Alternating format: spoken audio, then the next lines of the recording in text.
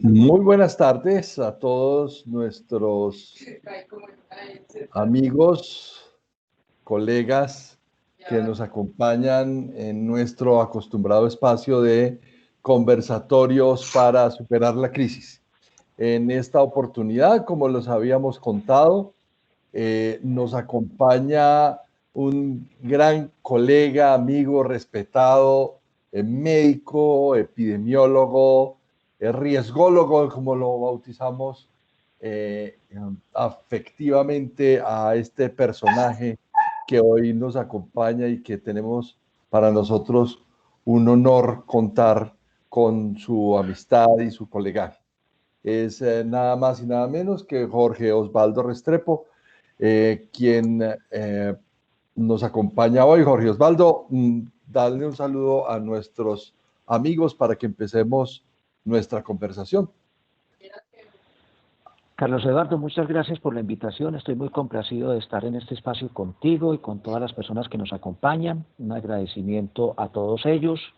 Y aquí estamos para que sigamos conversando de riesgos, Carlos Eduardo. Muchas gracias. Qué bueno. Bueno, la dinámica de la conversación hoy va a ser súper, digamos que amable, porque no tenemos nada libreteado. Con Jorge Osvaldo dijimos, bueno, no vamos a armar nada predeterminado, simplemente vamos a dejar que fluya esta conversación alrededor de dos temas estructurales, el tema de riesgos y el tema de pandemia. Hay que aprovechar que tenemos a un experto en epidemiología en esta sesión para agotar y preguntar todo lo que se nos ocurra alrededor del tema. Yo quiero hacer dos intervenciones antes de cederle la palabra a Osvaldo para hacer la introducción, y tiene que ver con que vamos caminando adecuadamente en el manejo de la pandemia. Es una pregunta que todavía no tiene respuestas específicas. Estamos simplemente caminando, pero no sabemos si ese camino es adecuado o no. Ese es el primero de los ejes, el tema de cómo estamos manejando la pandemia. El segundo de los ejes es el tema de cómo esto que nos surgió, como digo, hemos dicho insistentemente, desde las alcantarillas, nos brotó desde la alcantarilla, ha impactado y nos ha cambiado la forma o la visión que tenemos de cómo se gestiona el riesgo. Y parafraseando a Osvaldo, cómo la vieja manera de gestionar riesgos no va más. Y entonces también vamos a conversar sobre por qué Jorge Osvaldo dice, sostiene y afirma en su libro, del cual les tenemos una sorpresa al final del conversatorio, plantea que la forma en que conocíamos la gestión de riesgos no va más. También las consecuencias de no hacer adecuadamente una gestión de riesgos y de cómo los errores que se cometen en un mundo lleno de información, pero de poco conocimiento, de la ausencia o digamos que la falta o precariedad de conocimiento profundo nos confunde con el exceso de información que fluye a través de las redes sociales, y de cómo esa combinación entre lo que significa mucha información repetida, que se convierte muchas veces en verdades insostenibles, no se contrastan adecuadamente a través del conocimiento. Ese sería pues como el segundo eje de nuestra conversación. Y el tercero, pues en la dinámica es todas las preguntas que tengan. Aprovechemos que Osvaldo está aquí con nosotros para formularles desde sus posiciones y desde sus lugares de origen, cómo quisieran abrevar conocimiento de una persona que en realidad tiene un conocimiento profundo acerca del tema.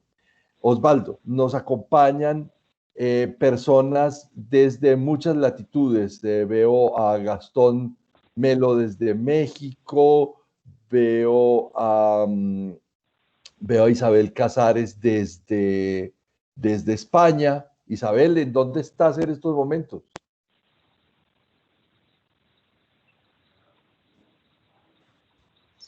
Esta vez estoy en Canarias. Me habéis Sigues en pillado Canarias. todavía Bueno, por en aquí. Sigo Canarias. en Sigue Canarias, siendo sí, sí, España. estoy Sigue aquí siendo con mi España. tía. Sigue siendo Muy bien, España. sigue siendo España. Y bueno, y vemos gente de diferentes latitudes, de Colombia, obviamente, y se siguen conectando con nosotros. Entonces, yo creo, Osvaldo, que podemos iniciar contándole a la gente qué vamos a hacer al final del conversatorio con tu libro. Pero primero hacer la introducción acerca de cómo es eso de esa aventura de escribir. ¿Por qué, Osvaldo, te motivó escribir? Cuéntanos algo sobre tu libro. Muy bien, Carlos. Muchas gracias nuevamente por la invitación y muy complacido de estar con todos ustedes aquí y con personas que también le seguimos la trayectoria, como las personas que has nombrado, Isabel, que ha sido una persona referente en el mundo de los riesgos a nivel mundial. Qué bueno que nos esté acompañando. He seguido sus publicaciones, he seguido su trayectoria docente, entonces me encanta que esté aquí con nosotros porque algo de esto también seguramente ella lo ha sembrado. Bueno, contarles primero que yo soy médico. Inicialmente yo trabajé en urgencias y en unidad de cuidados intensivos 17 años. Paralelamente yo ejercía una labor tiempo parcial en los ámbitos de prevención. Trabajé en el Grupo Bavaria en Colombia 17 años también. Luego renuncio a seguir trabajando en la parte asistencial, me dedico a la prevención definitivamente. Y en los últimos 14 años renuncié a toda incorporación de tiempo completo, me dediqué a hacer consultoría. La docencia siempre la he ejercido desde hace 35 años, me encanta la docencia, entonces me dediqué a docencia y fundamentalmente a la consultoría. Yo tuve la ocasión de hacer una maestría en epidemiología, una maestría en administración de empresas con énfasis en sistemas integrados de gestión. Tengo una especialización de la Universidad de los Andes en alta dirección estratégica y una maestría adicional en gestión del riesgo. Por allí conocí a Isabel, porque la hice conjuntamente con EALDE Business School y la Universidad Nebrija. Entonces, siempre el riesgo estuvo presente en mi vida. Como médico pude entender lo que era el concepto de riesgo ligado a la salud y a la seguridad de las personas. También pude palpar de cerca lo que era intervenir el riesgo en quien ya tenía una pérdida. Pero he tenido el goce de disfrutar mucho desde la otra orilla, desde la orilla de la prevención de los riesgos. Y he vivido las dos caras de la moneda. La cara de la moneda que trabaja sobre la pérdida, pero también la cara de la moneda que hace posible evitar pérdidas. Entonces, llegada la pandemia, yo tenía en mente hace mucho tiempo un mapa mental que había ido construyendo sobre lo que podría ser escribir sobre riesgos. Cuando nos dijeron que nos teníamos que encerrar, me propuse dos metas. Una, escribir el libro que había venido rayando en los últimos 10 meses.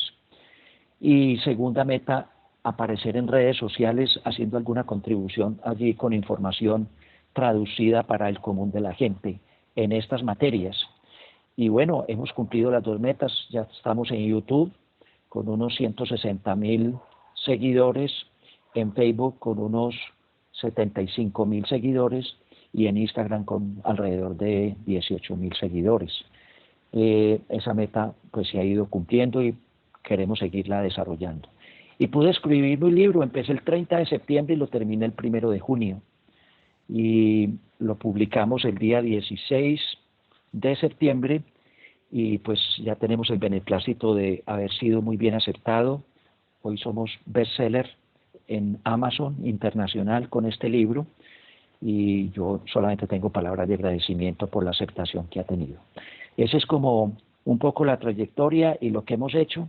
¿Por qué escribimos? Porque definitivamente la mejor manera de perpetuar lo que hemos ido sembrando, lo que hemos ido construyendo, lo que hemos ido aprendiendo de tantas personas, de tantas organizaciones, es ir sistematizando un poco esa experiencia y ponerla al servicio de muchos otros con los que no tenemos contacto. La manera de sembrar en forma más abundante significa escribir. Yo había escrito, pero capítulos de obras, pero nunca me había atrevido a hacerlo a manera solitaria. Ahora ya tuve la experiencia y ya arrancamos también un segundo libro sobre todo este concepto de riesgos, pandemia y COVID-19. Ese es un poco, y la noticia que les tenemos es que este libro fue lanzado en su versión Kindle, pero ya tenemos la versión física que nos llega por ahí en unos 6-7 días. Entonces con Carlos nos hemos puesto de acuerdo en entregar unos 3 ejemplares hoy a todos los que nos acompañan. Carlos nos dirá cómo hacemos su rifa o cómo hacemos para asignarlos, y de tal manera que puedan hacer lectura de este aporte, y esperamos que lo sigamos construyendo entre todos. Bueno, la mecánica va a ser por orden de llegada. Yo creo que es para no privilegiar a unos y a otros, simplemente por orden de llegada. Con escoger un número podemos establecer a quién le va a corresponder, y después miramos cómo establecemos contacto con esta persona para poderle hacer llegar a su domicilio el libro.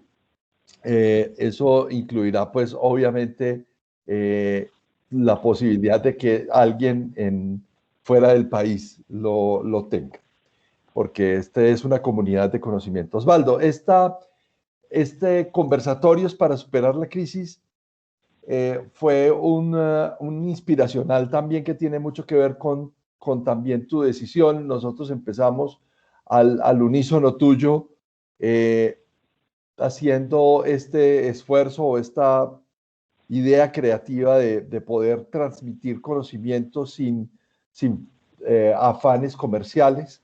Entendimos desde el principio que nuestra misión y nuestro legado, tú lo acabas de decir, utilizaste una palabra muy bonita, una frase muy bonita, que es sembrar en forma abundante.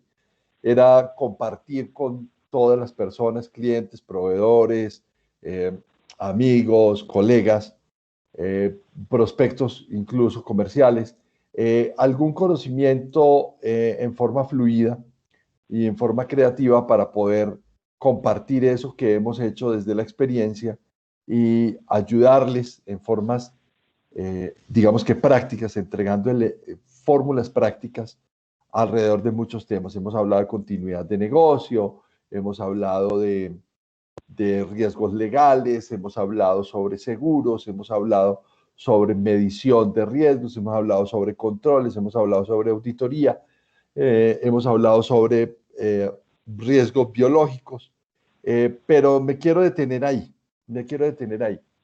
en esta conversación, rápidamente. ¿Cuál es a hoy, 8 de octubre del 2020, tu visión general del estado de evolución de esta pandemia en el mundo y específicamente en Colombia? Bueno, yo tengo algunos rasgos de percepción que permanentemente resuenan.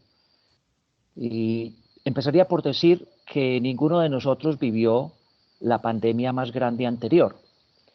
Esa ocurrió en el año 1918. Entonces, nosotros no estábamos por aquí en aquella época. Si alguno estuviera, tampoco la recuerda, y tampoco los medios de comunicación, y tampoco la sistematización de esa experiencia la pudo haber digerido suficientemente. Miren ustedes, algún autor gerencial actual dice que apenas hoy estamos empezando a digerir la pandemia anterior. O sea que nos cuesta mucho trabajo hacer resonancia de estas cosas que nos van ocurriendo. Entonces yo diría, en primer momento, estamos aprendiendo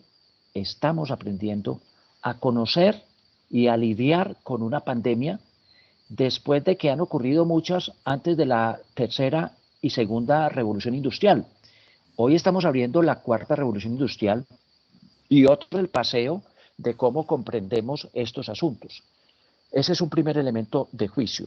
Un segundo elemento de juicio es que yo tengo el temor de que los sistemas de salud de todos nuestros países pusieron en evidencia su pobre desarrollo, la pobre consideración sobre el valor de la vida y el valor de la prevención en medio de todos nosotros. Mire usted, la salud pública, y vamos a incluir allí la salud y la seguridad en el trabajo, la epidemiología, no ha contado en modo mayor para todos nuestros gobiernos y para todos nuestros estados.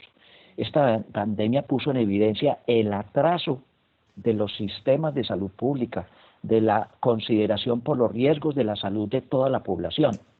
Una cosa son los adelantos de la medicina para ofrecérselos a una persona y otra cosa son los desarrollos de la salud pública para ofrecérselo a poblaciones y a conglomerados enteros. Y ahí es donde hizo explosión esta pandemia. Nos evidenció el profundo atraso que hoy vivimos en la consideración de la prevención de riesgos. Tengo el temor, por ejemplo, que ese pobre conocimiento y esa crisis profunda de los sistemas de salud hace que estemos yendo de un lado para otro y eso lo podemos constatar fácilmente. Mire usted, y aprovechemos la presencia de Isabel. Islas Canarias tuvo algo así como 150 o 160 infectados en toda la pandemia hasta agosto. Pero en agosto se hizo una apertura de Islas Canarias y multiplicó por 10 el número de infectados y obviamente las consecuencias ha tenido que ser volver a concentrarse, volver a resguardarse, volver a cerrar fronteras de esas maravillosas islas y asumir las consecuencias de qué es tener a mucha gente hospitalizada. Hasta agosto creo que había una sola persona hospitalizada, pero en agosto tuvo que hospitalizar a 180 y pico. Bueno, eso mismo está pasando hoy en el resto de España, eso mismo está pasando en el Reino Unido. ¿Y qué nos demuestra eso? Un manejo defectuoso de lo que podría ser aplicar algunos conocimientos básicos de epidemiología inteligente, que significa, en vez de encerrar a todo el mundo y masivamente sin ningún criterio, aplicar conocimientos de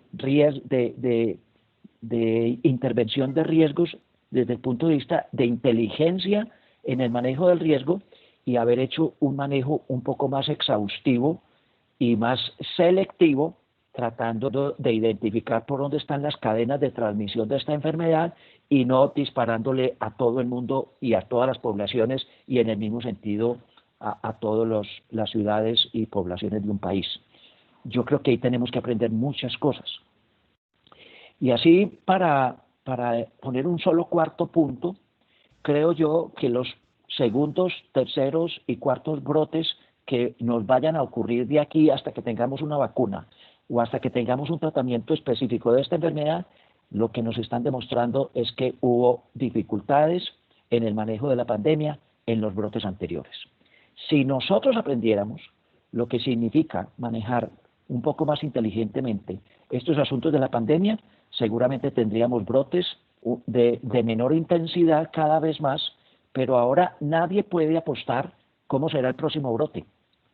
Hoy sabemos que seguramente la última semana de octubre y las 2 próximas de noviembre se van a presentar como complicadas en Colombia, pero eso tiene que ver con un manejo deficitario que hicimos seguramente en las semanas finales de septiembre y en las primeras de octubre.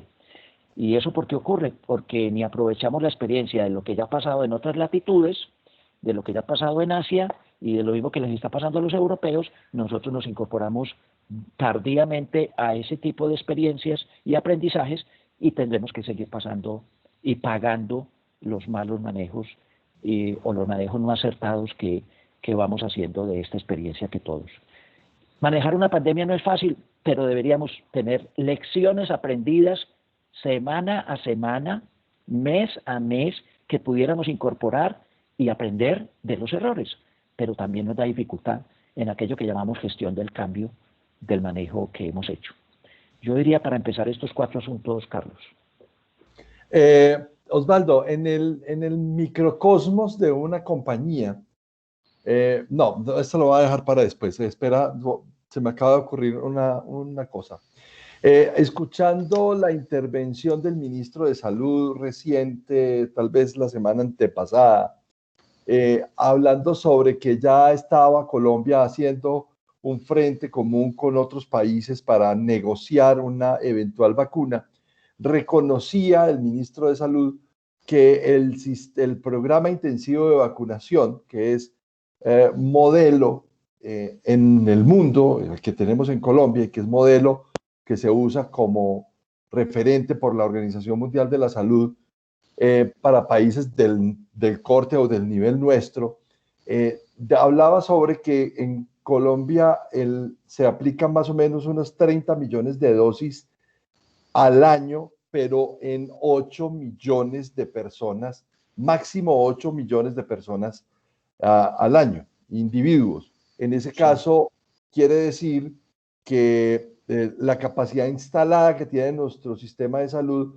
no resiste más de inocular o administrar 8 millones de dosis o 8 millones de personas en el evento en que apareciera la vacuna.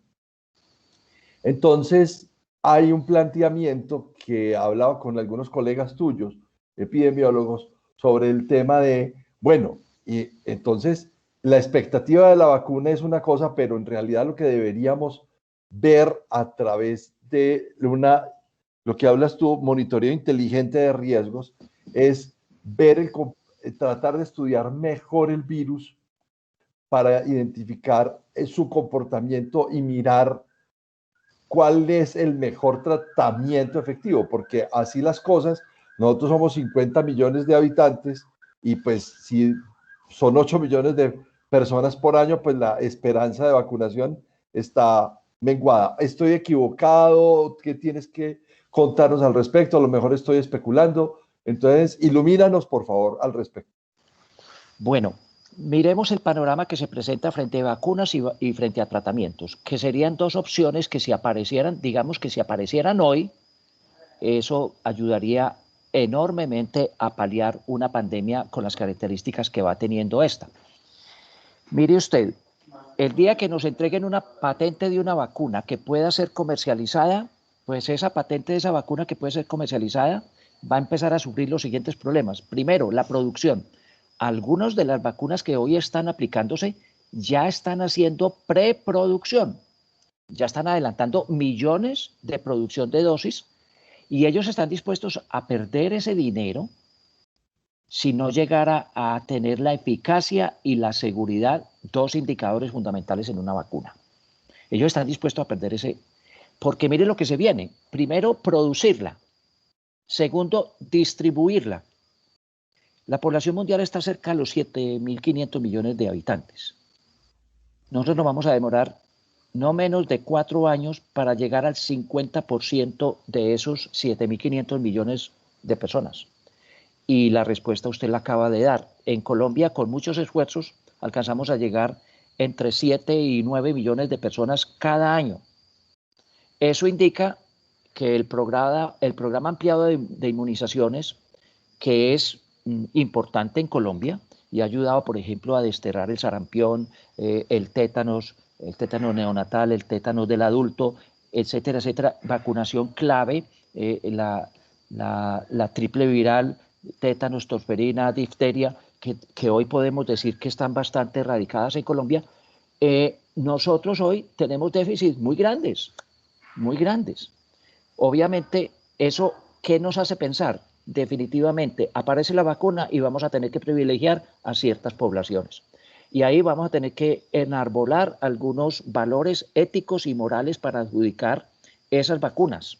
Por ejemplo, no habiendo vacuna para todo el mundo, ¿quiénes deberían ser los primeros? Esa es una discusión que hay que empezar a establecer. Yo creería que en los primeros lugares tiene que haber 3 tipos de privilegio. 1, trabajadores de la salud. para que esos trabajadores de la salud protegidos puedan ayudar a cuidar al resto de la gente. 2, la población menos favorecida. El círculo de la pobreza se vuelve a poner en evidencia cuando aparece una enfermedad infecciosa.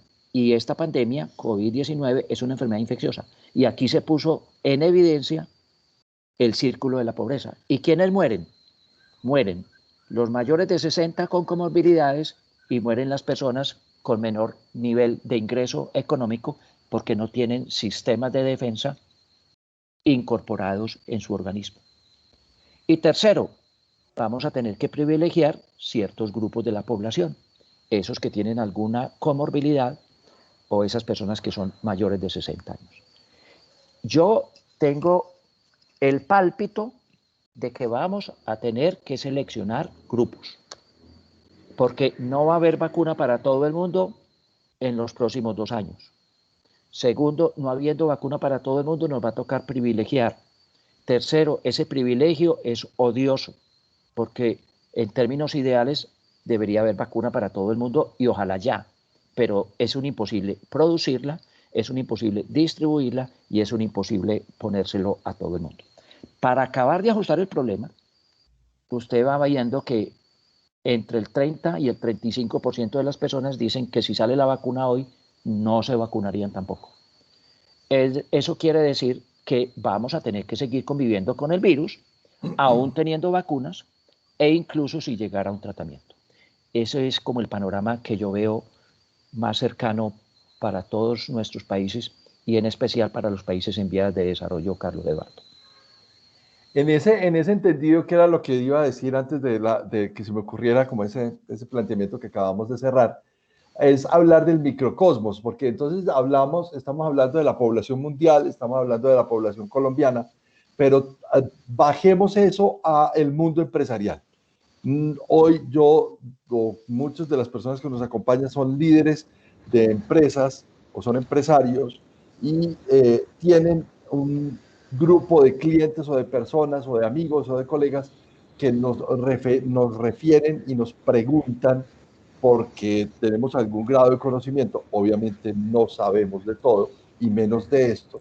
Entonces, aprovechando tu presencia, en ese microcosmos de las compañías, hemos hablado, en alguna oportunidad lo hablamos con Juan Fernando en Orce, que nos acompaña en el tema de riesgo biológico, que el tema de la implementación de los controles de bioseguridad, de estos protocolos de bioseguridad, son, digamos que una forma de externalizar algún grado de control o algún apetito que tiene la empresa por ser responsable. Pero, ¿tú qué piensas de los protocolos de bioseguridad? ¿Qué tal? Hablamos mucho de los protocolos, pero ¿son suficientes? ¿No son suficientes? ¿Están bien manejados? ¿Cómo lo ves? Bueno, muy bien. Excelente esa pregunta. Me gusta mucho esa pregunta. Incluso tiene que ver con un tema que yo toco en el libro, que es fundamentalmente relacionado con ese asunto. Mire, vivir esto en lo que tú llamas el microambiente, el entorno de una organización, nos obliga a hacer un ejercicio previo. Yo lo voy a ilustrar trayendo a colación, me acabo de acordar de una experiencia que acabo de vivir. Yo acabo de terminar de dictar un curso sobre gestión de continuidad del negocio a 51 empresas. Yo, para iniciar ese curso, les pedí que me compartieran la matriz de riesgos de continuidad del negocio a aquellas organizaciones que lo tuvieran, que me compartieran esa matriz. Ellos no saben por qué lo estaba pidiendo yo. Yo lo que quería constatar era cuántas de las empresas tenían dentro del catálogo de riesgos de continuidad del negocio el asunto pandemia, epidemia o infección. De 51 empresas, solo 2 empresas tenían algo de riesgo biológico en su catálogo de riesgos hasta el año 2020. ¿Eso qué nos evidencia? Que tenemos falencias muy grandes en la identificación del riesgo y tenemos falencias muy grandes también en la valoración del riesgo. Pero yo creo que una falla grande, para empezar a introducir la respuesta a su pregunta, es que nosotros nos dicen, hay que construir un protocolo de bioseguridad. Nos cogemos la norma, por ejemplo, para el caso colombiano, cogemos la resolución 666 y cogemos y nos llevamos eso para la organización. Y se nos olvida que los riesgos habitan de modo diferente en cada contexto. Entonces, muchas organizaciones cogieron esos protocolos de bioseguridad e hicieron una aplicación ciega de esos protocolos de bioseguridad. Y muchos de ellos ni siquiera han evaluado el impacto. Entonces, allí voy a recordar que tú tuviste un invitado que hablaba precisamente de ese asunto. Si yo no aplico los protocolos de bioseguridad teniendo en cuenta el contexto de la organización, estoy experimentando un ruido fuerte. Alguien tiene un micrófono abierto, les ruego el favor que... Correcto, gracias. Entonces estaba diciendo, si yo aplico un protocolo de bioseguridad sin haber identificado el contexto donde va a ser aplicado ese protocolo de bioseguridad, yo resulto haciendo un trasplante ineficaz de normas. Pero si yo identifico el contexto en el que va a vivir ese protocolo de bioseguridad y yo hago un proceso de adecuación cultural del protocolo de bioseguridad, ténganlo claro que eso va a producir un impacto significativo en el modo de vida, en el modo de trabajo, en las actividades propias de la organización, y luego va a tener un impacto significativo y voy a poder medir el índice de contactos, el índice de contagiados, el índice de incidencia y prevalencia de enfermedad dentro de la organización, y voy a encontrar que habiendo hecho las cosas de esa manera, pues encontré los resultados que estaba buscando. Problema grande que le veo a los protocolos de bioseguridad de muchas organizaciones. Fueron trasplantes hechos desde la legislación o cogidos de libros o cogidos de internet sin haber hecho una exploración de cómo la organización tenía hoy identificado su contexto interno y externo donde van a operar esos protocolos de bioseguridad. Primer punto, protocolos de bioseguridad sin una referencia clara al contexto de la organización resulta un trasplante que va a ser rechazado. Recuerden que los trasplantes en los seres humanos pueden ser rechazados por el mismo sistema de defensas. Exactamente lo mismo le puede pasar a una organización. Yo trasplanto un protocolo de bioseguridad y la gente me lo rechaza, o porque hay imposiciones, o porque no pertenece a la cultura de la organización, o porque estamos haciendo imposiciones, y eso tarde o temprano se va a reventar. Y segundo aspecto, es que a veces pensamos que protocolos de bioseguridad es decirle a la gente simplemente lávese las manos, limpieza y desinfección de superficies, colóquese tapabocas, y pensamos que eso con solo decirlo ya se hace. Se nos olvida que construir un protocolo de bioseguridad que la gente incorpore en su modelo cognitivo, en su mapa mental, significa información, significa capacitación, significa entrenamiento y significa un proceso de negociación con los valores, con los antivalores, con las creencias, con el mapa mental de la gente de la empresa. Y eso no es simplemente colocando en un pendón o en una cartelera las cosas que hay que hacer. Eso hay que capacitarlo, eso hay que informarlo, hay que entrenarlo, hay que verificarlo y hay que acompañarlo. Y no hay por qué estar persiguiendo a la gente. Es que eso es muy complicado de la noche a la mañana, uno tiene que cambiar el chip y tener un policía al lado que me está diciendo que lo tengo que cambiar. Esto es todo un proceso cognitivo que hay que desarrollar. A mi modo de ver, tenemos en el mundo de las organizaciones que superar esos dos problemas, Carlos Eduardo. En tu libro hablas sobre las razones o las consecuencias de no administrar bien riesgos y identificas 10 en específico. Hablas sobre la pérdida de prestigio, de la pérdida de oportunidades, hablas de la pérdida de valor para los socios, hablas sobre la pérdida de posibilidades de innovación y nuevos desarrollos y ser víctima de nuevas modalidades de delito. Pero yo quisiera detenerme en una que me parece muy importante porque tú hablas sobre incorporar un modelo de riesgos en el modelo de negocio, no en no solo en la estrategia, sino en el modelo de negocio. Háblanos de ese desarrollo que tienes en tu libro que me pareció absolutamente apasionante. Yo tuve el privilegio y el honor, grandísimo honor, de tener el borrador definitivo antes de tu publicación y disfruté muchísimo tu libro. Y en ese aparte, cuando hablaste del modelo de negocio y estructuraste y das unas ideas, unas referencias sobre modelos de negocio para poder aplicar esto, entonces compártenos algo de eso que me parece que es importante para nuestro público. Bueno, y ahora que estamos aquí como más en confianza, hagámoslo de modo referencial con lo que pasa con COVID-19. ¿Qué es el SARS-CoV-2? ¿Qué es el virus de COVID-19? Pues es una partícula que tiene un núcleo. Ese núcleo constituye la estructura del virus. En específico, esa estructura es del tipo ARN. Esa parte estructural del virus le confiere unas características, por ejemplo, de que se multiplique enormemente. Segundo, que infecte células vecinas con una rapidez y una inmediatez absoluta. Tercero, que sea bastante infeccioso, contagioso.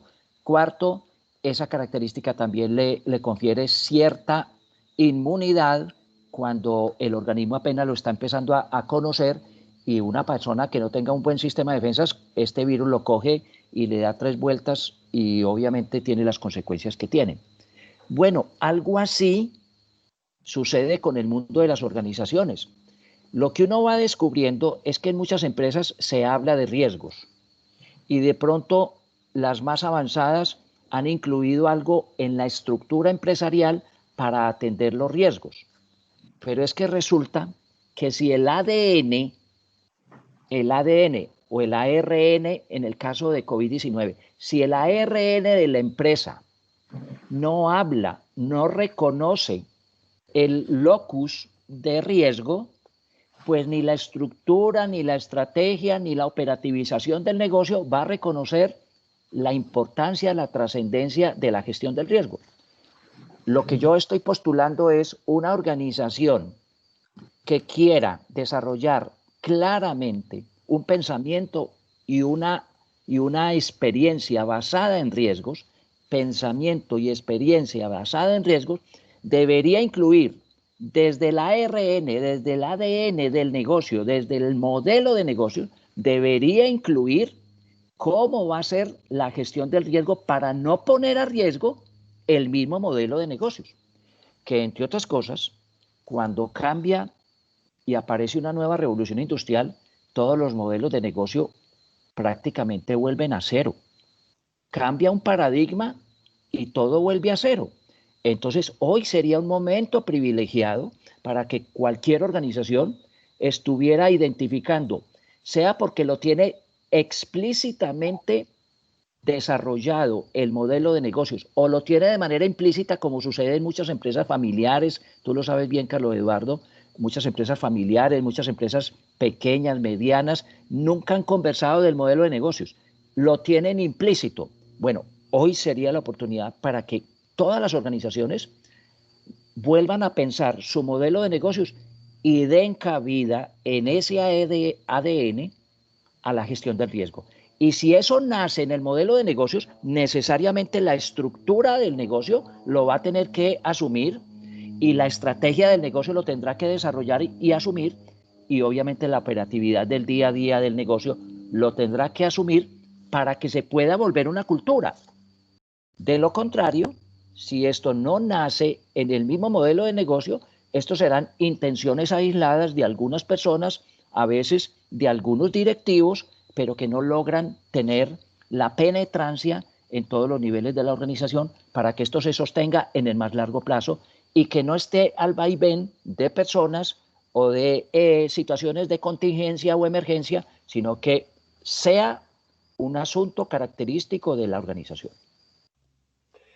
En ese sentido, suena un poquitito desesperanzador porque en realidad todo el panorama entre que la pandemia nos va a acompañar durante mucho tiempo. Hablar sobre pospandemia pues es casi que una utopía en estos momentos. Y habla sobre una cosa que me parece que debemos abordar brevemente porque yo quisiera que aprovecháramos la media hora que nos queda para conversar con la gente, Sí, ¿cierto? señor. Para permitirle que las personas que nos acompañan conversen contigo, no conmigo, sino contigo, que eres el invitado. Pero yo quiero esta última intervención. Como diría doña Gloria Valencia de Castaño, una gran presentadora que tuvo en la televisión colombiana, esto daría para entrevistarnos muchas veces porque tema hay larguísimo. Pero hay una situación en el mundo, o sea, los países ricos y los países pobres tienen hoy, los países ricos hoy no son más ricos, sino que tienen mayor liquidez, que no los hace más ricos. Y los países pobres no son tan pobres porque tienen menos liquidez, sino porque tienen menos cultura o menos desarrollo cultural para poder afrontar este tipo de situaciones. Menos cultura no, es menos desarrollo cultural. Ahora que la economía está reseteada, por así decirlo, que nos resetearon el cassette y viene toda esta tendencia del 4.0 o del 5G, seguimos hablando de riesgos, pero está el campo de las oportunidades, ¿cierto? Así Tenemos es. un, un inmenso mar, un gran cisne, como lo dices en tu libro, lo referencias. Háblanos sobre eso. Ok. En los últimos años, y tú también lo has vivido en tus consultorías y en tu asesoramiento de organizaciones, en los últimos años hemos aprendido la doble connotación que tiene el riesgo. El riesgo como aquello que puede generar pérdidas en la organización, trastornos, demandas, insatisfacciones, es decir, pérdida de valor. Y está el otro lado de la moneda, que es el descubrimiento de que el riesgo también es probabilidad y consecuencia de aprovechamiento de oportunidades para crecer, para enriquecer, para ser mejores, para agregar valor. Esa doble connotación del riesgo, yo diría que es un aporte muy reciente de las ciencias ligadas al riesgo. Eso siempre estuvo allí, pero, pero por alguna extraña razón, nosotros resultamos más identificando los asuntos ligados a las pérdidas que a las oportunidades. Peter Drucker decía, el primer deber de un negocio consiste no en maximizar ganancias, sino evitar pérdidas. Y yo creo que esa frase, que es absolutamente seria, también tiene un riesgo, vale la pena ponerlo entre comillas, en el sentido de que muchos leímos el asunto del riesgo ligado a la pérdida y nos olvidamos de encontrar el otro lado de la moneda, y es la búsqueda de oportunidades. Y obviamente son muchas las organizaciones que hoy no hacen una relatoría suficiente de sus oportunidades y no hacen, así como tenemos una matriz de riesgos de pérdida, pues no tienen una matriz de oportunidades. Y solamente eso aparece cuando alguien inspirado se le da por identificar alguna oportunidad para resolver o una situación o para identificar un posible nuevo proyecto. Pero debería ser una cultura de la organización permanente de estar mirando su catálogo de riesgos y de estar construyendo también su catálogo de oportunidades. Y en ese sentido, el famoso cisne negro de la pandemia o el famoso cisne verde del cambio climático y de todo lo que estamos viendo como catástrofes ambientales a partir del aumento de la temperatura en el globo, nos ayudaría a entender cuáles son las nuevas perspectivas para mirar con un mejor optimismo estos asuntos que tenemos hoy en día, porque esto no solamente se trataría entonces de hacer frente a los riesgos de pérdida, sino también cómo hacemos frente para advertir y hacer aprovechamiento real de las oportunidades que acontecen tanto en el mundo digamos, en el entorno de todas las organizaciones como al interior del mundo de cada organización. Deberíamos hacer gestión del riesgo con la doble connotación en cada organización. Muéstreme su matriz de pérdidas y muéstreme su matriz de aprovechamiento de oportunidades. Es que el riesgo juega para los dos asuntos. Usted se va ahora y compra un baloto y allí perdió 7.000 pesos o tuvo el chance de ganar no sé cuántos millones. Pero solamente mirar un solo lado de la moneda me parece que es una advertencia muy pobre cuando hoy el riesgo se entiende como la posibilidad de agregar valor en esa promesa frente a los clientes y frente a las partes interesadas. Listo, Osvaldo. Yo creo que siendo ya las 6 de la tarde, tenemos esta media horita, tenemos en el grupo a Adrián Solano, tenemos a Carlos Díaz, tenemos a Carlos Mauricio Moreno, a Carolina Bedoya, a Diana Marcela Aguirre, a Elkin Osvaldo Hernández, a Hernando Sepúlveda, a Isabel, que se está trasnochando con nosotros. Está Jaime Alonso Bustamante, está Lida Fernanda Betancourt, está Luz María Chiquinquirá, está Mercedes Bonilla, que te deja un mensaje diciendo que está muy contenta por saber que publicaste tu libro, Olga Lucía Arango, Rudael Ramírez desde Pereira, Wilder Marín también está con nosotros. Y pues una lista de personas que pues podría ocupar mucho espacio y no debemos perder tiempo. Entonces, quiero animar a las personas que están a conversar con Osvaldo, a hacerle preguntas, a encender su cámara, encender su micrófono y hacerle preguntas o conversar con él. Darle primero el paso a Mercedes para que lo felicites de una vez y de viva voz ahí desde tu posición. Muchas gracias, Carlos, y estamos dispuestos a hacer ese diálogo con todos.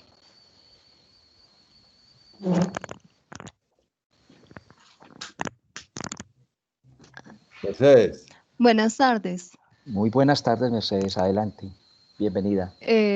Muchas gracias, doctor Osvaldo. Muy contenta pues de la noticia que nos dieron al inicio del conversatorio de los 3 ejemplares que nos van a compartir. Entonces, pues esa era mi anotación en el momento. En cuanto al tema que usted relaciona del título de su libro, usted dice 4 pasos para hacer que esta gestión del riesgo sea efectiva para las empresas, que sea, interesante para realizarlo. Esos aspectos, ¿cómo nos los podría transmitir así brevemente para tener como un esbozo de lo que usted nos transmite a través del libro? Ok, muchas gracias pues, Mercedes, por tus palabras. Mira, muy breve. El libro tiene como título 4 pasos para evitar pérdidas, aumentar ganancias y asegurar el éxito. Y hay un subtítulo que dice, toma el control de los riesgos de la empresa en la 4ª revolución industrial y en pospandemia.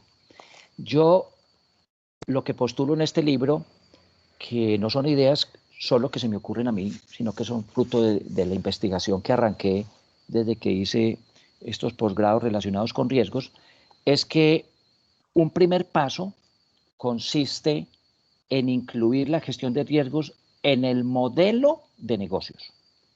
Si el modelo de negocios concibe que hay un elemento de la genética del negocio que se llama riesgos, le va a poner una obligación al paso siguiente y ese paso siguiente se llama la estructura del negocio. Yo estructuro un negocio para que el modelo de negocios quepa en esa estructura y esa estructura que viene siendo lo que me va a asegurar la sostenibilidad de cualquier organización. Si yo coloco en el modelo de negocios el asunto riesgos y lo traslado a incorporarse en la estructura del negocio, esto ya no va a estar sujeto a los pareceres, a las apreciaciones de las personas que pasan por la organización, sino que va a estar allí permanentemente como un faro iluminando lo que tiene que ser el quehacer del mundo de los riesgos de cualquier empresa. Entonces, incrustado el asunto riesgos en el modelo de negocio y luego apareciendo en la estructura organizacional, no le queda de otra a la estrategia sino hablar el mismo lenguaje del riesgo en la estrategia del negocio, en cómo va a asumir el cumplimiento de la visión, cómo va a poder cumplir los proyectos estratégicos que pongan a esa organización en el sitio que ha elegido ocupar, en el mundo de los clientes y en el mundo de los mercados. Y por último, el cuarto paso es, ¿y eso cómo lo vamos a volver una cultura? Porque tampoco basta con que esté incluido en el modelo, en la estructura y en la estrategia. Si cada persona que entra a una organización no entra en la dinámica de la cultura del riesgo. Yo lo que estoy postulando aquí es que cada persona es el primer vigilante de los riesgos de la empresa. Él vigila los riesgos en lo que hace, en las actividades y en las tareas que ejecuta en el día a día. Y esa sería la pista para que esto se vuelva una cultura bebida por todas las personas de la organización.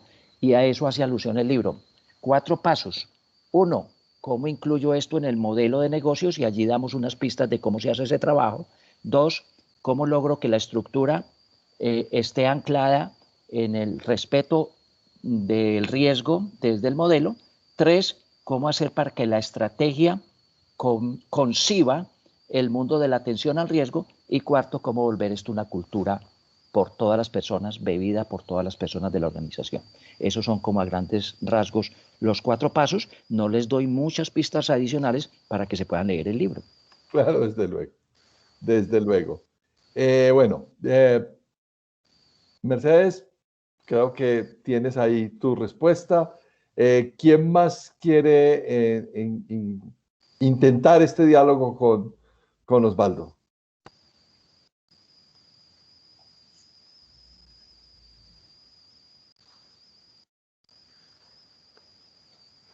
Adelante, adelante. No tiene que ser preguntas, pueden ser comentarios, pueden ser sus apreciaciones. Carlos Mauricio Moreno quiere levantar la mano, entonces, Carlos, te escuchamos. Listo, muchísimas gracias, doctor Restrepo, un gusto escucharlo. 2 preguntas muy específicas de cosas que se han hablado mucho sobre el tema del COVID y que uno escucha muchas posiciones y como que no le queda a uno claro cuál es la real. Primero, inmunidad de rebaño, ¿cierto?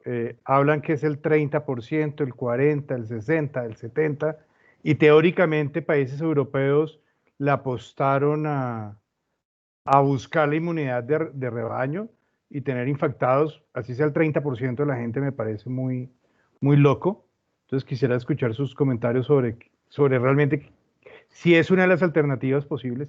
Y 2, de los modelos que uno escucha que Finlandia, que Suecia, que han aplicado modelos diferentes para este tema de la pandemia, han sido muy exitosos, pero uno no entiende realmente qué fue lo que ellos hicieron de especial. Entonces no sé si tenga conocimiento al respecto. Ok, perfecto. Muchas gracias. Con todo gusto, Carlos Mauricio. Hablemos de inmunidad de rebaño. ¿A qué se llama inmunidad de rebaño? A aquella inmunidad que consigue una población cuando se puede apostar que la probabilidad de ser contagiado por esta pandemia se ha disminuido a unos niveles aceptables. Para algunos, un nivel aceptable es el que tenga menos del 50% de la probabilidad, pero el apetito al riesgo es diferente y todos lo sabemos de acuerdo a las condiciones particulares de cada país y obviamente al nivel de desarrollo de las tecnologías y de la información de que disponemos para hacer frente a estas circunstancias. Y como tú bien lo dices, por eso surgen las diferentes definiciones de inmunidad de rebaño, porque para algunos esa inmunidad se alcanza cuando el 60% de la población ya tiene niveles de defensa que les permita encarar el otro 40% de la población que está a riesgo o que es susceptible. Yo tengo una apreciación particular. Esperar a que el 60% o digamos el 50% de la población, para el caso de Colombia, 25 millones de habitantes, se infecten para poder apostarle a una inmunidad de rebaño, eso sería a un alto costo de vidas. Hoy el mundo tiene ya más de 1.050.000 muertos, con una población de infectados absolutamente ínfima, ínfima. Luego entonces apostarle a que se infecte o desarrolle inmunidad el 40 o el 50% de la población, eso sería a costa de muchas vidas humanas. Y eso es más fácil plantearlo en un país bien desarrollado, como esos del norte de Europa, pero eso es muy complejo plantearlo en los países nuestros en vías de desarrollo, con unos niveles de pobreza absolutamente grandes, unos niveles de desempleo absolutamente grandes, 20% o más en Colombia en este momento, que eso lo que está repercutiendo es en ese círculo de la pobreza del que estuvimos hablando antes. Entonces, mi temor es que el planteamiento de inmunidad de rebaño no cabe para nuestros países, a no ser que aparezca vacuna y tratamiento y que esa sea la vía para lograr. Porque la otra vía de apostarle a que se infecten algunos para que poco a poco vamos aumentando la contabilidad de los que ya generaron defensas naturales por contacto con el virus, yo temo que eso sea a un alto costo de número de vidas y yo no dudo en llamarlo muertes evitables. Muertes evitables. Ese es un asunto que yo vengo trabajando en los videos de YouTube, los que quieran seguir profundizando en ese asunto.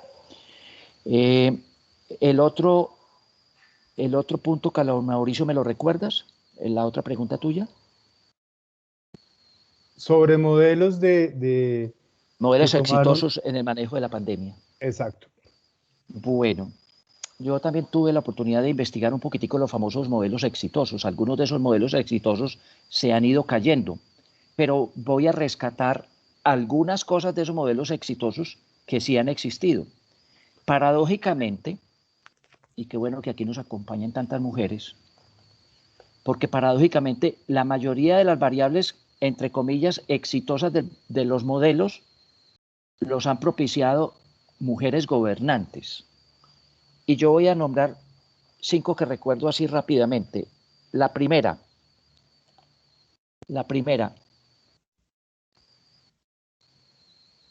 se hizo una información masiva a todas las personas de ciertos países, sobre todo el norte de Europa, utilizando las vías alternas de las tecnologías de la información y la comunicación y no acudiendo a las vías tradicionales de la prensa, la radio y la televisión. Por ejemplo, cogieron a todos los influencers que hoy llegaban hasta los niños, hasta los jóvenes, cautivaron esa población e hicieron respetar normas básicas de convivencia y normas básicas de higiene. Eso me pareció un asunto muy interesante, porque demuestra que la gestión del riesgo se puede construir desde muchos ángulos y, por ejemplo, el ángulo de la comunicación y de la participación es absolutamente innegable su eficacia. Segundo, indudablemente controlar una pandemia depende de pruebas. Y les voy a contar, Taiwán, Singapur, Noruega, Finlandia, Suecia, primero se rodearon de pruebas antes de empezar a exigir confinamientos. Si yo tengo pruebas disponibles y yo las aplico en la población, no solamente de los que van diciendo yo tengo signos, yo tengo síntomas, sino en todos los que rodean a ellos, en esos círculos epidemiológicos, yo puedo hacer clausura de círculos y cortar cadenas de transmisión. Pero eso no pasa en nuestros países, que las pruebas se siguen utilizando solo para los que dicen yo también tengo signos y síntomas. Las pruebas son una estrategia epidemiológica de epidemiología de campo. Y eso me pareció absolutamente mandatorio. Algunos países han ido fracasando porque no le dieron continuidad a esa estrategia. Yo allí pongo, por ejemplo, a Bélgica, que hoy tiene una tasa de mortalidad importante porque decayó y, por ejemplo, los hogares de personas de mayor edad no fueron suficientemente cobijados y esos fueron los que pusieron la mayor contabilidad de muertes. Tercero, hicieron posible estos gobiernos exitosos dialogar y ponerse de acuerdo con la oposición. Entonces allí no se han desarrollado grandes luchas de poder, sino que se lograron poner de acuerdo tanto gobernantes como opositores en unas mismas estrategias, y al ponerse de acuerdo todos jalaron para el mismo punto. Para poner ejemplos de donde no ha ocurrido eso no ha ocurrido en Colombia, eso no ha ocurrido en México, donde es muy notable que las luchas de poder entre unos y otros desarrollaron oposición abierta a ciertas medidas de bioseguridad, y ya sabemos qué lugar ocupa México en muertos y, por ejemplo, cuántos muertos ha puesto en trabajadores de la salud y también qué número de infectados tiene. Pero otros países que sí se pusieron de acuerdo con la oposición para manejar esto de manera diferente y no aprovechar esto como un asunto de orden de ganancia política, hicieron un mejor manejo de esta pandemia. Cuarto, indefectiblemente los países que tienen una mayor cultura de acatamiento a la norma tienen mejores resultados que los países que tienen dificultad en los acatamientos a las normas.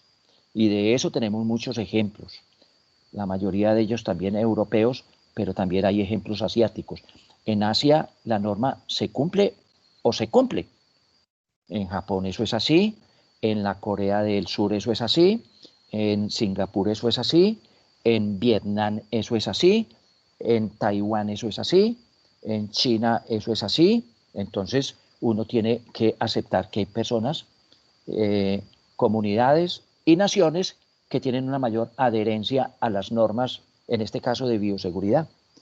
Y quinto, yo diría una cosa que también es muy importante, y es que estos países tienen menos atrasos en sus sistemas de salud pública y han podido dar cobertura de una manera mucho más integral que la que nosotros hemos podido hacer.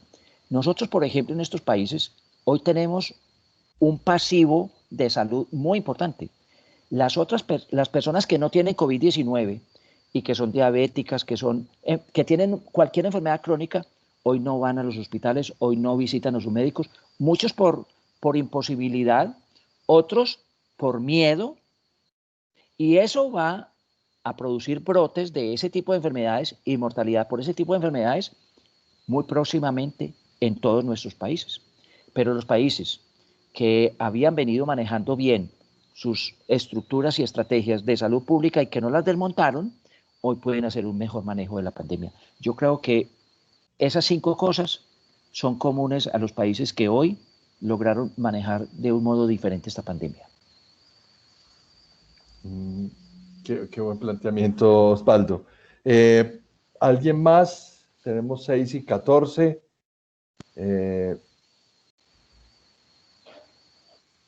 Yo no veo por ahí.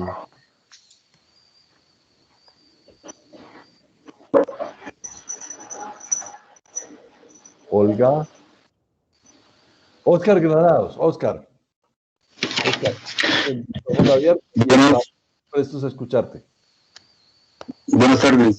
Doctor, mi pregunta va enfocado hacia el tema que usted tocaba al comienzo sobre las oportunidades. Me gustaría de pronto conocer, en relación al COVID y a una matriz de riesgo, cómo usted podría reflejar o cómo se podrían reflejar las oportunidades relacionadas con el COVID, teniendo en cuenta que pues el COVID, ante los ojos de cualquier persona, tiene consecuencias negativas. Ok, muy bien, muy buena esa pregunta, porque, por ejemplo, hablar de oportunidades en medio de una pandemia y de una pandemia con las características de esta se vuelve complejo. Pero yo, por ejemplo, veo con muy buenos ojos algunas apuestas que se están haciendo hoy, por ejemplo, desde el Foro Económico Mundial. Y le voy a decir 2 o 3 que recuerdo así rápidamente, y luego vuelvo sobre algunos asuntos que también hemos evidenciado en nuestro medio. Lo primero, definitivamente esta pandemia le ayudó o nos ayudó a muchos a volver a entender que la salud no es de esas cosas que vienen escrituradas desde la cuna o desde el útero materno. La salud es de esas cosas que se construyen en el día a día. Yo voy a poner aquí 2 ejemplos. A mí me enseñaron cuando estudié medicina que si los 2 padres tenían diabetes o tenían hipertensión, los hijos tenían un 50% de desarrollar las mismas enfermedades. Hoy sabemos que eso no es así. Si yo me meto en la cabeza que yo por venir de padres diabéticos no tengo por qué ser diabético y me pongo en el camino de no ser diabético, no seré diabético. Modifico mis costumbres, cambio mi alimentación, introduzco el ejercicio diario en mi vida, hago meditación, descanso, no descuido el sueño, le doy toda la trascendencia al sueño, vigilo mi peso y entonces yo no tengo por qué ser diabético, ni tengo por qué ser hipertenso. Primera oportunidad, la pandemia nos hizo descubrir una tremenda oportunidad que hoy, yo diría, por ejemplo, las entidades de aseguramiento en salud la tendrían que aprovechar, pero enormemente, porque hoy mucha gente aprendió que la salud se construye por cada persona y está en sus manos. Primera oportunidad. Segundo, el Foro Económico Mundial está hablando de que la gente está replanteando la manera de comer. Y van a venir costumbres sanas para el ejercicio del comer. Y recuerden pues que el ejercicio del comer es de todos los días y de varias veces al día. Y ahí hay una oportunidad gigante. Entre otras cosas, oportunidad para generar nuevos negocios, nuevas adhesiones, nuevas organizaciones, nuevas formas de consumo absolutamente diferentes a las que veníamos trayendo. Yo creo que aquí tiene que estar muy preocupada toda la industria de la alimentación que no es sana. Y se reinventan o la van a pasar mal. Tercera oportunidad, muy importante también y que yo creo que todo este revolcón que provocó COVID-19 nos está iluminando. Aquí tenemos la posibilidad de reinventar a muchas organizaciones que propiamente no desarrollan propuestas de valor para la salud, para la seguridad y para la vida. Y yo creería que apareció una luz en el horizonte de esas organizaciones. Apareció una luz que les está diciendo, oiga, o variamos el camino o agregamos o diferenciamos la propuesta de valor para los consumidores o nos tenemos que atener a las consecuencias. Y eso no tiene que ver solamente con alimentación. Entonces aquí voy a decir varias cosas. La gente que ahora se va a adherir a la práctica del deporte, la recreación, el ejercicio sano, es mucha. Segundo, va a empezar a haber una industria nueva en la faz de la tierra que se llama meditación, mindfulness, yoga, de muchas personas convencidas que esta pandemia le ayudó a esclarecer opciones claras para atender su proyecto de vida. Y yo voy a decir unas cosas que ya no son tan de megatendencias como dice el Foro Económico Mundial, pero que sí están disponibles en el día a día de nosotros. Yo creo que esta pandemia le va a ayudar a más de un empresario a entender que por fin se tiene que meter a gestionar los riesgos. Así sea que se meta por la vía de los riesgos biológicos, va a terminar entendiendo otros conceptos de riesgo. Y yo no dudo de eso. Yo he visto empresarios realmente hoy preocupados por hacer gestión de los riesgos empresariales porque la pandemia por COVID-19 le iluminó lo mal preparado que estaba para haber enfrentado de una manera distinta una situación de una emergencia tan profunda social y económica como la que estamos viviendo. Yo tampoco dudo de eso. Y voy a decir una última oportunidad que es fundamental para también entender, por ejemplo, los que trabajamos en el mundo de los riesgos laborales que hoy tenemos que aprovechar. Y es que hoy el mundo quedó tocado para que la información, la capacitación, el entrenamiento, la gestión de las competencias blandas tome el camino de los riesgos. Que las personas que trabajan para una organización desarrollen competencias blandas que les ayuden a hacer una mejor gestión de los riesgos empresariales. Esta pandemia está ayudando a entender eso que seguramente muchas organizaciones no habían evidenciado suficientemente. Allí solamente para poner algunos ejemplos. Francisco Andrade de Risk Consulting, que levanta la mano. Te escuchamos, Francisco. Y te vemos, y prende tu cámara, hombre. Bueno, buenas tardes para todos, doctor, buenas tardes. Muy buenas tardes. La intervención, y de una otra forma sigue preocupando bastante cómo hemos tenido miopía, digámoslo, poniéndolo en términos más generales. Hemos tenido miopía frente a las proyecciones que se venían dando frente a esos temas. O sea, el tema pandémico es un tema que sin llegar a decir que es cíclico, pues tiene una frecuencia casi que por siglos. O sea, por cada siglo hay una o dos pandemias dentro de ese desarrollo histórico. En ese orden de ideas, y citabas ahorita el Foro Económico Mundial y más con sus informes de riesgos que cada año sacan, ahí hacía referencia o se viene haciendo referencia frente a los riesgos de origen biológico, los temas virales, etcétera, etcétera. Esa información estaba, ¿de acuerdo? Y miren ustedes lo paradójico acá, lo interesante, y es cómo nosotros hoy en día podemos darnos cuenta que la información está, pero como que la descartamos, la subvaloramos, ¿cierto? Y obviamente, pues estamos hablando no solamente de nosotros que somos amantes y casi que apóstoles de este tema de riesgos. Yo también soy egresado de la maestría de la Nebrija también, ¿sí? con Isabel. Entonces, de una u otra forma, inquieta mucho como esa falta de visión o esa falta como de acción frente a la investigación y frente a la proyección de escenarios futuros. O sea, digámoslo que eso también conlleva un tinte bastante fuerte en la parte prospectiva, digámoslo así.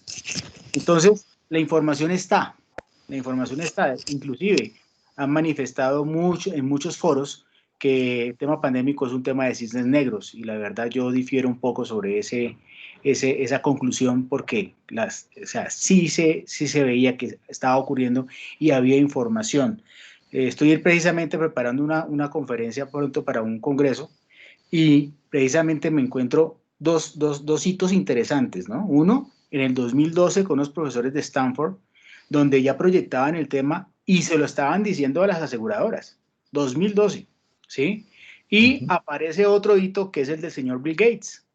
En TEDx pueden darse cuenta de la conferencia de él en el 2015, en donde casi que le faltó fue decir COVID, pero prácticamente todo estaba totalmente copiado a lo que estamos viviendo actualmente. Entonces, estamos hablando de información de hace 8 años, de hace 5 años, y aún así no nos pusimos pilas. ¿A qué obedece, en su experiencia, a qué obedece a que tengamos esa miopía y nos volvamos como tan inoperativos frente a esa visión de futuro? Gracias. Bueno, esa pregunta, Francisco, es de esas preguntas del millón, como dicen por ahí. Yo voy a tratar de acercarme un poquito a eso. Usted ha retratado bien lo que usted llama miopía, lo podríamos perfectamente llamar miopía en la visualización del riesgo. Mire usted, si había epidemias y había pandemias cuando la economía eran economías nacionales, ¿cómo no va a haber pandemias en una economía global, donde la posibilidad de ir de un país al otro cada vez se facilita más? Nuestros papás nunca conocieron el extranjero, pero en nuestra generación no ha hecho sino darle la vuelta al mundo.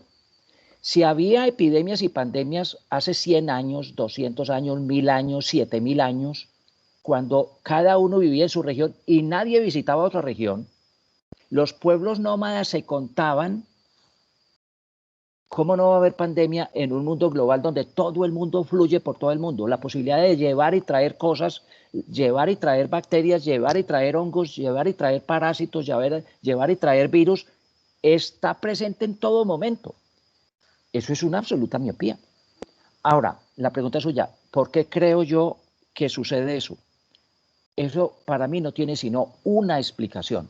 Y por eso es que yo opté por poner en el libro esos 4 pasos. Porque para mí la explicación es que el asunto riesgos todavía no está incluido en nuestro mapa mental. Y si las personas no incluimos el asunto riesgos en nuestro modelo cognitivo, en el modelo de conocer, el modelo de percibir la realidad, pues va a ser muy difícil que una organización lo haga, porque al fin y al cabo las organizaciones son organizaciones de personas. Y si en los modelos mentales de esas organizaciones no está ese asunto, nunca se va a reproducir. Por lo tanto, y yo lo digo cuando hablo del modelo de negocio, si paralelamente a que la organización incluya esto en el modelo de negocio, las personas no incluimos esto en nuestro modelo cognitivo, pues eso nos va a seguir pasando. Por lo tanto, porque ya todos sabemos que la realidad la vemos con los ojos de nuestro modelo cognitivo, pero esa no es la realidad. Así es como la vemos, así es como la percibimos. Por lo tanto, si yo quiero percibir el mundo de los riesgos y el mundo de las oportunidades, tengo que cambiar mi chip de modelo mental, de modelo cognitivo, para responder a otra cosa. Y solo si le ayudamos a las organizaciones a cambiar su chip de modelo mental, ellos podrán incluir la gestión del riesgo en la organización y responder a otra cosa. Entonces, yo diría que así como lo hizo relativamente fácil Bill Gates o las personas que usted mencionó de la universidad, ese era un asunto que podíamos fácilmente evidenciarlo desde 1980 con la caída del muro de Berlín y la globalización de la economía, que eso se podía venir en cualquier momento. Como tampoco vamos a aparecer ahora nosotros de magos si decimos que las epidemias y las pandemias cada vez van a ser mucho más frecuentes y más posibles, porque en la medida en que intercomuniquemos más eso, que eso es las nuevas apuestas del mundo macroeconómico, en la medida en que nos comuniquemos más, pues más cosas podemos llevar y traer y obviamente sufrir o beneficiarnos, porque el ir y llevar y traer beneficia, pero también tiene sus riesgos de pérdida. Osvaldo, yo quisiera hacer una acotación ahí a lo que decía Francisco y para cerrar, pues, como esta velada tan interesante que hemos tenido contigo. Y es el pensamiento la previsión del riesgo. Yo creo que nosotros tenemos un gran problema, digamos que de estructura de ADN, lo que tú decías ahora, en el sentido en que quienes somos encargados de los riesgos de las organizaciones, lo hemos visto como una acción más y no como un sistema linfático que paralelo a otros sistemas lo que hace es soportar la vitalidad y drenar, por así llamar, todo eso que generamos en las organizaciones. Creo que nos hemos complicado mucho en la vida tratando de lograr matrices de riesgos y nos hemos descuidado de alguna manera la imperiosa necesidad de iluminar a nuestros directivos en entender que un sistema de riesgos es el sistema linfático de una organización y que sin sistema linfático las infecciones son el pan de cada día. Entender eso con ese símil, yo creo que es súper digerible para una persona, súper digerible para el ciudadano del común y mucho más digerible para un empresario. Yo los invito a que estudien un poquitico, se acuerden un poquitito de sus clases de biología del colegio y encuentren ahí una forma de explicar por qué la gestión del riesgo es una imperiosa e ineludible acción, una ineludible responsabilidad en cualquier nivel de las organizaciones. Bueno, el tiempo es corto, tenemos 3 ejemplares de tu libro que muy amablemente nos has dispuesto para la gente que nos acompañó. durante todo el conversatorio. La idea era por orden de llegada y de quedada. Entonces, por orden de llegada y de quedada es muy fácil desarrollarlo porque entendemos quiénes están desde el principio desde la iniciación del evento. Entonces, Mercedes Bonilla, que es la primera persona que se conectó, creo que se hace acreedora a un ejemplar de tu libro. Priscila Aranda está también con nosotros desde muy el inicio. Priscila, tú tienes el micrófono, tienes la posibilidad del micrófono. ¿Tú desde dónde nos acompañas? Sí, aquí estoy. Hola, ¿qué tal? Buenas. ¿Nos acompañas desde dónde? Estoy desde el Estado de México. ¡Ay, qué bueno! Mira, qué bueno, Priscila. Entonces, tenemos que enviarte el ejemplar ya no en físico, sino en Kindle.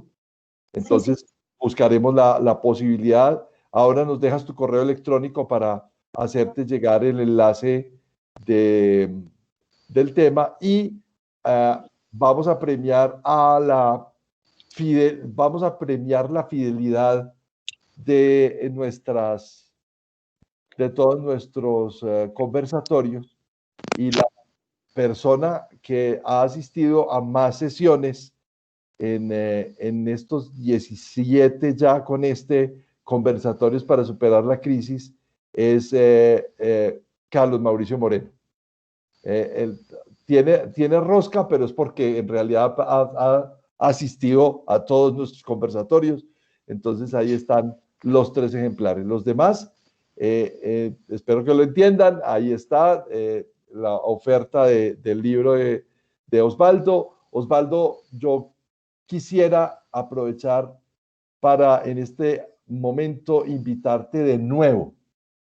Hoy nos acompañó toda la gente que queríamos porque hay mucha gente que está aficionada al fútbol y hoy ya había partido de eliminatorias del Mundial en Sudamérica y entonces mucha gente prefiere el fútbol que los conversatorios y es más que natural. Entonces quisiéramos invitarte para un nuevo evento. Yo creería que por la primera semana de noviembre sería muy bueno volver a tenerte aquí. Si tienes agenda, por favor, siéntete desde ya invitado. Muchas gracias, Carlos. Muchas gracias. De una vez acepto y muchas gracias por la invitación, claro está. Fantástico, fantástico. Yo creo que el primer jueves de noviembre sería un escenario muy bueno para volvernos a encontrar. Entonces, de una vez para todos los que asistieron, está corrida la invitación y bueno. Y finalmente contarles, y te vas a, Osvaldo conoce muy bien a la persona que nos va a acompañar la próxima semana. Tuvimos una conversación en el marco del Congreso de Seguridad, Salud y Ambiente del Consejo Colombiano de Seguridad con Silvia Marcela Casas. Silvia es un personaje maravilloso, así como Osvaldo es una youtuber, ella se autodenomina la profesora de la felicidad, tiene una marcada tendencia, tiene una facilidad en temas de neurociencia y de trabajo de comportamiento, y conversamos sobre un tema apasionante que se está volviendo tabú, pero que tenemos que afrontar desde ya en las organizaciones. ¿Cuál es ese tema? El manejo de la reinserción del contagiado. Todo el mundo le está sacando el cuerpo a eso y hoy tenemos que afrontar esa realidad. De aquí en adelante, los sistemas productivos, las organizaciones, los empresarios, los directivos, vamos a convivir con el contagiado. Y con ese fenómeno que vivimos en la década de los 80, de los tabúes que giraban alrededor de las personas contagiadas de VIH, que aún persisten 30, 40 años después, vamos a vivir también con los contagiados de COVID. y vamos a tener que interactuar con esos contagiados de COVID.